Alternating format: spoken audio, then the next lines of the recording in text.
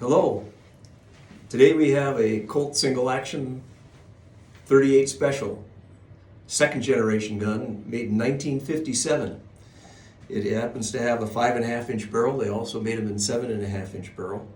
This particular gun has a pair of aftermarket custom grips that is a very good ivory look-alike. Nice contour to it. The frame has got a lot of case colors, which most people in Colt single actions look for. Bluing probably 90%, maybe a little more. A little bit of wear on the muzzle, where it typically is, as well as on the ejector rod housing, where it goes in and out of a holster perhaps, and then a little on the outside of the cylinder. This particular gun in 38 Special is fairly rare in that most of these 38s were converted to 45. That's true also of some of the bunt lines. And the reason they did that is because the 38 was not very attractive as an original Colt single action caliber. They did make some in the pre-war Colts, but very few of them.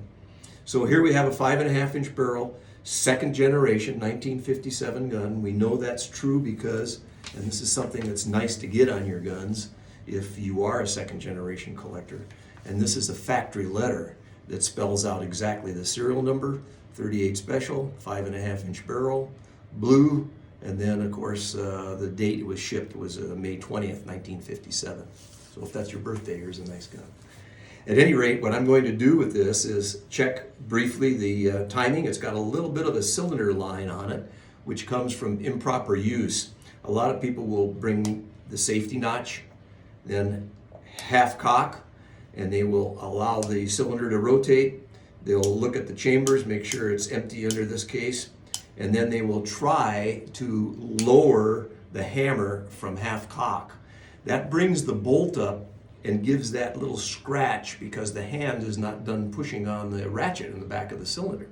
So what we do instead of that is bring it all the way back, and you can hear that fourth click.